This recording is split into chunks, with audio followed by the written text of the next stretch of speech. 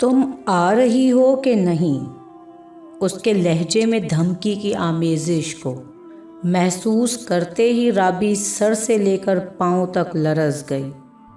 شانی تم سمجھنے کی کوشش کیوں نہیں کر رہے؟ وہ روحان سی ہو گئی۔ کیا سمجھانا چاہ رہی ہو؟ وہ ہنسا۔ یہی کہ میں یہ سب نہیں کر پاؤں گی۔ وہ پھر سے ہنسا۔ کیوں نہیں کر سکتی؟ باتیں تو بہت کرتی تھی، اب تو کرنا پڑے گا۔ ضد مت کرو۔ میں اس حد تک نہیں جا سکتی، اس نے بے بسی سے کہا۔ تم کچھ بھول رہی ہو، تم اس سے کہیں زیادہ آگے جانے کی باتیں کر چکی ہو۔ میرے پاس تمہارے سارے میسج موجود ہیں۔ میسج تو کوئی بھی کر سکتا ہے۔ میں کہہ دوں گی کہ میری سم کہیں گر گئی تھی یا موبائل گم ہو گیا تھا۔ اور تصویریں بھی فوٹو شاپ کا کمال ہو سکتی ہیں، کوئی بھی آسانی سے یقین کر لے گا۔ اس کے علاوہ بھی میرے پاس بہت کچھ ہے، جانتی ہو کیا کیا؟ اس نے جان بوجھ کر بات ادھوری چھوڑ دی۔ کیا کیا؟ کچھ سوچ کر وہ کانپ گئی۔ بہت کچھ، خاص طور پر ایک پیار بھرا ویڈیو کلپ یاد آیا، وہی کلپ جسے بنانے میں تمہاری اپنی مرضی بھی شامل تھی۔ تم سمجھ رہی ہو نا کہ میں کیا کہہ رہا ہوں؟ مجھے کچھ سمجھ نہیں آ رہی، لیکن میں سب کچھ سمجھ رہا ہوں، اور آخری بار تمہیں سمجھانے کی کوشش کر رہا ہوں کہ تمہارے نہ آنے کا نتیجہ تمہیں کیا بھگتنا پڑے گا۔ دھمکی دے رہے ہو؟ ہاں، دھمکی ہی سمجھ لو۔ کیا کر لو گی؟ گھر والوں کو بتاؤ گی؟ پولیس کے پاس جاؤ گی؟ جاؤ کرو، مجھے کوئی فرق نہیں پڑتا۔ بربادی صرف اور صرف تمہارے ہی حصے میں آئے گی۔ اف اللہ، میں کیا کروں؟ اب وہ باقاعدہ رونے لگی تھی۔ میری بات مانو اور چپ چاپ میرے پاس چلی آؤ، کسی کو کچھ پتہ نہیں چلے گا۔ اور اگر میں نہ آؤں تو؟ اس نے مریل سے لہجے میں کہا، تو اپنی اور تمہاری محبت کی رنگین داستان سارے گواہوں اور ثبوتوں کے ساتھ سوشل میڈیا پر وائرل کر دوں گا۔ رابی اس وقت کو یاد کر کے پچھتا رہی تھی جب فریحہ کے کہنے پر اس نے فیس بک اکاؤنٹ بنایا تھا۔ فریحہ اس کے ساتھ اکیڈمی میں پڑھتی تھی، بڑے گھر کی لاؤبالی سی لڑکی تھی۔ اسے اپنی پراعتماد شخصیت پر بڑا مان تھا۔ اچھے سے اچھے برانڈ کی ڈریسنگ کرنا، فل میک اپ، لڑکوں سے دوستی، ہوٹلنگ، ہر وقت ہلا گلا ہی شاید اس کی زندگی کا مقصد تھا، اور وہ اپنی تمام سرگرمیوں کی تصاویر سوشل میڈیا پر اپلوڈ کرنا نہ بھولتی تھی۔ رابی کو اکثر اس کی ہنگامہ خیز زندگی پر رشک آ جاتا۔ اس کے اپنے گھر میں تو کھل کر ہنسنے تک کی اجازت نہیں تھی۔ یار تم یہ سب کیسے کر لیتی ہو؟ ایک دن اس نے اس سے پوچھ ہی لیا۔ سمپل ہے یار، اپنے اندر کے خوف کو ایک بار ٹاٹا بائے بائے کہہ کر دیکھو، سب کچھ بالکل سادہ اور آسان لگنے لگے گا۔ بابا اور بھیا جان سے ہی مار دیں گے۔ ارے کچھ نہیں ہوتا یار، میری بھی تو فیملی ہے۔ شروع میں سبھی ٹوکتے ڈانٹتے ہیں، لیکن آہستہ آہستہ سبھی اس حقیقت کو تسلیم کر لیتے ہیں کہ زمانہ بہت بدل چکا ہے۔ نئے زمانے کے انداز و اطوار کو اپنانے میں کوئی برائی نہیں۔ لیکن اس نے کچھ کہنا چاہا، لیکن فریحہ نے اس کی بات کاٹ دی۔ لیکن کچھ نہیں، زندگی صرف ایک بار ملتی ہے، اسے کھل کر جینا چاہیے۔ فریحہ نے ہنستے ہوئے موبائل اس کے ہاتھ سے لے لیا اور اس کا اکاؤنٹ بنانے لگی۔ اسمارٹ فون پاس ہونے کے باوجود رابی نے کبھی سوشل میڈیا پر آنے کے بارے میں نہیں سوچا تھا۔ فریحہ نے فیس بک کے ساتھ ساتھ واٹس ایپ، انسٹاگرام اور ٹویٹر کے اکاؤنٹس بھی بنا دیے۔ رابی نے بڑے فخر سے اپنی آئی ڈی کا عرفی نام پاپا کی پرنسز رکھا۔ فریحہ کے ساتھ ہی لی ہوئی اپنی پہلی سیلفی اپلوڈ کر دی۔ رابی نے کبھی سوچا بھی نہیں تھا کہ فیس بک کی دنیا اتنی بھی رنگین ہو سکتی ہے کہ دھنک کے سارے رنگ بھی اس کے سامنے پھیکے پڑ جائیں گے۔ ایک ہی دن میں اس کی پہلی سیلفی پر سینکڑوں رد عمل اور کلمات آئے تھے۔ اکثر نے سو کیوٹ، سویٹ، گارجیس، پرنسس اور ماشاءاللہ سے نوازا تھا۔ خاص طور پر دل کے ایموجیز اور سٹیکرز کی بھرمار دیکھ کر وہ تو نہال ہی ہو گئی تھی۔ ہر شخص اس کے حسن اور معصومیت کی تعریف کرتا نظر آ رہا تھا۔ کئی منچلوں نے تو شاعری والے امیج چسپاں کر کے بھی اپنی پسندیدگی کا اظہار کیا تھا۔ اگلے دن اس نے صرف اپنی تصویر لگائی اور رد عمل اس کی توقع سے بڑھ کر ملا۔ پسندیدگی کے اگلے پچھلے سارے ریکارڈ ٹوٹ گئے تھے۔ کچھ ہی دنوں میں اس کی آئی ڈی اتنی مقبول تھی کہ اسے اپنا آپ کسی فلمی ہیروئن کی طرح لگنے لگا۔ ہر دوسرا شخص اس کے پیچھے جان دینے پر تلا ہوا تھا۔ آن لائن ہوتے ہی hi, how are you, sweetie, sweetheart اور ڈارلنگ جیسے القابات سے بھرے ان باکس میسیجز اس کا والہانہ استقبال کرتے۔ وہ دھڑکتے ہوئے دل کے ساتھ سارے نوٹیفیکیشن دیکھتی، ان باکس میسیجز پڑھتی، 2-4 سے تھوڑی بہت بات چیت بھی کر لیتی۔ رابی کو یہ سب کچھ اتنا سحر انگیز لگتا تھا کہ اکثر وہ سوچ میں پڑ جاتی کہ کہیں وہ خواب تو نہیں دیکھ رہی۔ بھلا عام زندگی میں اتنے رنگ ایک ساتھ کیسے بھرے جا سکتے ہیں؟ اور پھر ایک دن اسے شانی نام کی آئی ڈی سے ان باکس میں میسیج آیا، السلام علیکم، کیسی ہو معصوم شہزادی؟ معصوم شہزادی کا لقب اسے اپنے لیے سب سے اچھا لگا تھا، اور شاید اس لیے بھی اچھا لگا تھا کہ اس کے ابو اپنی تمام تر سخت گیر طبیعت کے باوجود اکثر موڈ میں آ کر اسے معصوم شہزادی ہی کہتے تھے۔ رابی کی فیملی کل 6 نفوس پر مشتمل تھی، امی، ابو، ایک بہن، 2 بھائی اور وہ خود۔ اس کے ابو کا ریل اسٹیٹ کا اپنا کاروبار تھا، ہر قسم کی جائیداد کی خرید و فروخت کا کام کرتے تھے، اور اپنی ایمانداری اور اصول پسندی کی وجہ سے انہیں اپنے کلائنٹس بالخصوص انویسٹرز کا بھرپور اعتماد حاصل تھا۔ ان کے ایک اشارے پر کروڑوں کے سودے ہو جایا کرتے تھے۔ بڑی بہن کی شادی ہو چکی تھی، بھائی MBA کر رہا تھا اور چھوٹی دونوں بہنیں ابھی انٹر میں تھیں، جبکہ وہ خود BCom کے دوسرے سال میں تھی۔ گھر کا ماحول مجموعی طور پر خوشگوار تھا، سب بہن بھائی آپس میں خوب ہلا گلا کرتے، لیکن ابو کے آتے ہی سب کو چپ لگ جاتی۔ ایک بار بھائی موبائل کھانے کی میز پر ہی بھول کر واش روم تک گیا تو اس کے موبائل پر کال آ گئی۔ ابو نے کال اٹینڈ کی، بلال کہاں ہو؟ کسی نسوانی سی آواز میں یہ پہلا جملہ سن کر ہی ابو آپے سے باہر ہو گئے اور دھاڑنے لگے۔ بلال باہر آ کر سر جھکا کر کانپتا ہی رہا، اسے کسی وضاحت کا موقع بھی نہ ملا۔ حالانکہ فون اس کے بچپن کے دوست حسیب کی بڑی بہن کا تھا، جسے وہ خود بھی بچپن سے آپی کہتا چلا آیا تھا، اور آپی نے ہی اسے میسج کر کے فون کر کے فوراً گھر آنے کو کہا تھا، کیونکہ حسیب کی کئی دنوں سے طبیعت بہت خراب تھی، اور حسیب کے اکلوتا ہونے کی وجہ سے آپی کے علاوہ کوئی اور اس کی دیکھ بھال کرنے والا بھی نہیں تھا۔ بلال نے خود ہی کہا تھا کہ وہ آ کر حسیب کو ڈاکٹر کے پاس لے جائے گا۔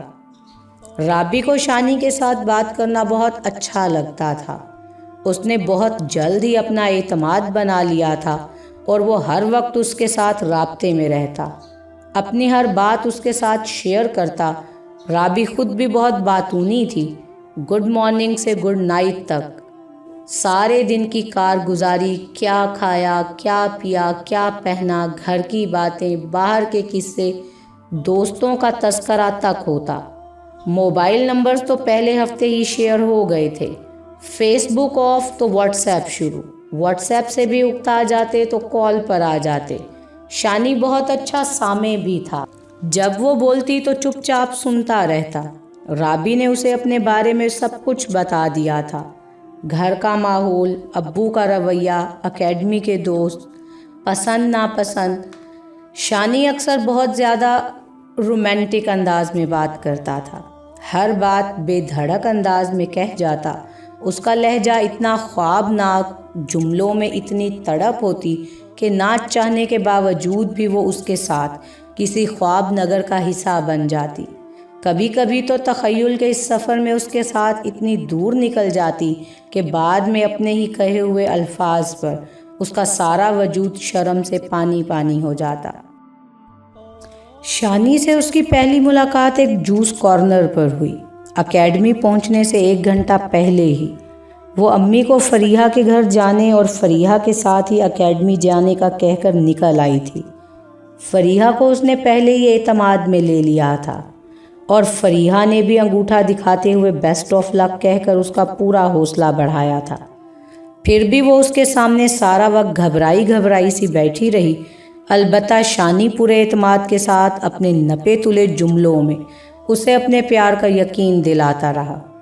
شانی کی شخصیت بظاہر تو عام سی تھی، سانولی رنگت، درمیانہ قد، عمر میں بھی 7-8 سال بڑا، لیکن تازہ شیو اور نئی پینٹ شرٹ کے ساتھ وہ اسے کسی شہزادہ گلفام سے کم نہیں لگ رہا تھا۔ اوپر سے اس کی چرب زبانی، رابی تو اپنے آپ کو ہواؤں میں اڑتا ہوا محسوس کر رہی تھی۔ جب شانی نے اس کے ساتھ سیلفیاں لینی شروع کی تب بھی اسے یہ اندازہ نہیں ہوا کہ ان کے تعلقات کس طرف کا رخ کر چکے۔ دوسری بات، دونوں شانی کے فلیٹ پر ملے جہاں شانی اکیلا رہتا تھا۔ شانی نے اسے بتا رکھا تھا کہ وہ ایک سافٹ ویئر انجینئر ہے اور ایک مقامی کمپنی میں کام کرتا ہے، جبکہ اس کے گھر والے گاؤں میں رہتے ہیں، اور یہ بھی کہ شادی کے بعد وہ شہر میں ہی رہے گا، اور اس نے اپنے گھر والوں کو رابی کے بارے میں سب کچھ بتا دیا ہے۔ شانی نے اسے یہ بھی بتایا تھا کہ بہت جلد اس کے گھر والے خود اس کے گھر آ کر اس کا رشتہ مانگیں گے اور پھر انہیں ہمیشہ کے لیے ایک ہونے سے کوئی نہیں روک سکے گا۔ تھوڑی دیر کے بعد اس نے پیش قدمی کی کوشش کی اور یقین دلایا کہ وہ بہت جلد شادی کر لیں گے، اس لیے گھبرانے کی ضرورت نہیں۔ ساتھ ہی اس نے موبائل کیمرہ لے کر مووی بنانا بھی شروع کر دی۔ یہ کیا کر رہے ہو؟ رابی نے گھبرا کر اس سے پوچھا تو وہ کہنے لگا کہ ان لمحوں کو ہمیشہ کے لیے محفوظ کر رہا ہوں تاکہ شادی کے بعد جب کبھی تم ناراض ہو کر میکے جاؤ تو یہی تمہیں واٹس ایپ کر کے تمہارا موڈ ٹھیک کر سکوں۔ شانی کے بے ڈھنگے جواز پر وہ بے ساختہ ہنس پڑی، مگر رابی اب سنبھل چکی تھی۔ یہ کہہ کر کہ مجھے اکیڈمی سے دیر ہو رہی ہے، اس نے باہر کی طرف دوڑ لگا دی۔ بہت جلد ہی رابی کو یہ احساس ہو گیا کہ شانی محض ایک فلرٹ ہے، معصوم لڑکیوں کی زندگیوں سے کھیلنے کے علاوہ اسے اور کوئی کام نہیں، اور یہ بھی کہ وہ کہیں کوئی کام وام نہیں کرتا، اور اس کی انہی حرکتوں کی وجہ سے اس کے گھر والوں نے بھی اسے عاق کر دیا ہے۔ یہ ساری باتیں اسے فریحہ نے بتائی تھیں، جسے اسی کی ایک فیس بک فرینڈ عالیہ نے شانی کے ہاتھوں برباد ہونے اور رابی کو شانی کی طرف بڑھتے دیکھ کر بتایا تھا۔ فریحہ اور رابی کی دوستی کا فیس بک پر سب کو پتا تھا۔ اس کی ٹائم لائن پر سب سے زیادہ تصاویر ان دونوں کی ہی ہوتی تھیں۔ فریحہ نے سنجیدگی کے ساتھ کہا، دوسروں سے ساری گپ شپ، سارا ہلا گلا صرف فیس بک تک رہے تو اچھا ہے۔ مجھے خود بھی بہت جلد اس بات کا احساس ہو گیا تھا۔ تمہیں بھی روکنے کی کئی بار کوشش کی، مگر تم نے شاید سننا گوارا ہی نہیں کیا۔ ابھی بھی وقت ہے، کچھ نہیں بگڑا، اپنے بڑھتے ہوئے قدم روک لو۔ مانا کہ فیس بک پر سبھی برے نہیں ہوتے، لیکن کسی کی برائی کو دیکھ کر بھی کبوتر کی طرح آنکھیں بند کر لینا ہرگز دانش مندی نہیں۔ اور اب شانی باقاعدہ بلیک میلنگ پر اتر آیا تھا۔ رابی نے بہت کوشش کی کہ کسی طرح اس مصیبت سے جان چھوٹ جائے، مگر وہ کسی بلائے ناگہانی کی طرح اس کے پیچھے ہی پڑ گیا۔ ایک نمبر سے بلاک کرتی تو دوسرے سے کال اور میسیجز کر کر کے جان عذاب میں ڈال دیتا۔ فیس بک پر تو پتہ نہیں کتنی آئی ڈیز کے پیچھے اسی کا چہرہ تھا۔ وہ اچھی طرح جانتا تھا کہ رابی اس کے بارے میں کبھی کسی سے کچھ نہیں کہے گی، اور اب اس نے خود رابی کو بھی باور کرا دیا تھا کہ اگر اس نے اس کی خواہش پوری نہ کی تو وہ سب کچھ سوشل میڈیا پر ڈال کر اس کی زندگی تباہ کر دے گا۔ وہ جتنا سوچتی اتنا ہی پریشان ہوتی جاتی۔ فریحہ سے بات کرنے کا بھی کوئی فائدہ نہیں تھا، اس نے تو پہلے ہی اسے منع کر دیا تھا۔ اللہ جی، اب میں کیا کروں، کدھر جاؤں؟ اس نے روتے روتے سرخ آنکھوں سے اوپر دیکھتے ہوئے دونوں ہاتھ دعا کے لیے پھیلا دیے۔ याहू वो आ रही है, शानी ने मैसेज पढ़ते ही नारा लगाया। जूं ही वो फ्लैट में दाखिल हो, ठीक 10 मिनट बाद तुम लोग भी आ धमकना, जोर जोर से दरवाज़ा पीटना, मैं दरवाज़ा खोल दूंगा। रंगे हाथों पकड़े जाने पर वो तुम लोगों के लिए इनकार भी नहीं कर सकेगी। उसने अपने साथ ही बैठे हुए अपने जिगरी दोस्तों हबीब और शाकिर को अपने मंसूबे से आगाह किया। उन दोनों के होंठों पर भी शैतानी सी मुस्कुराहट फैल गई।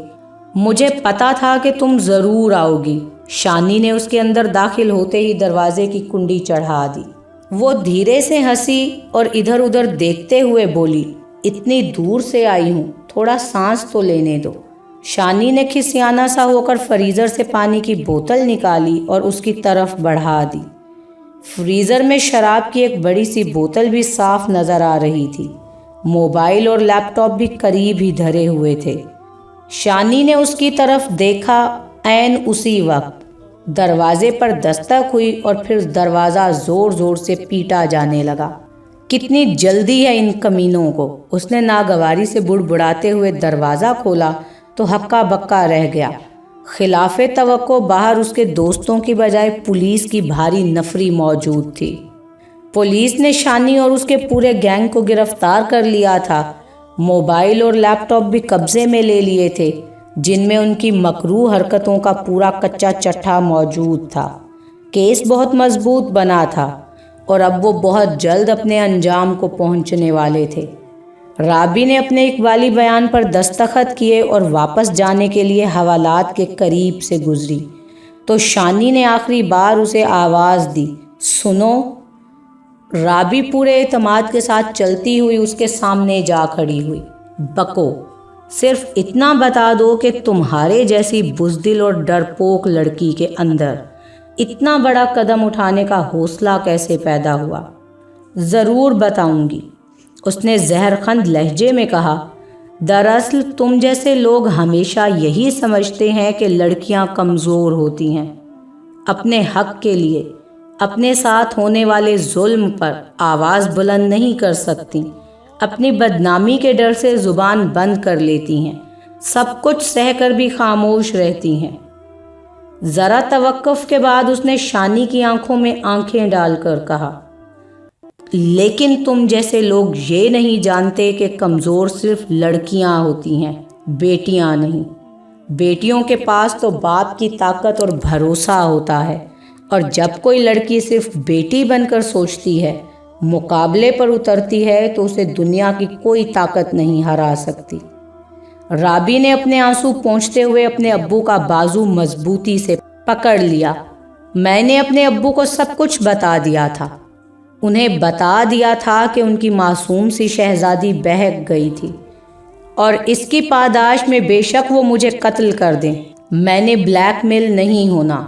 तुम्हारे जैसे कुत्तों के आगे झुकने से कहीं बेहतर था कि मैं अपने बाप की गैरत पर कुर्बान हो जाती।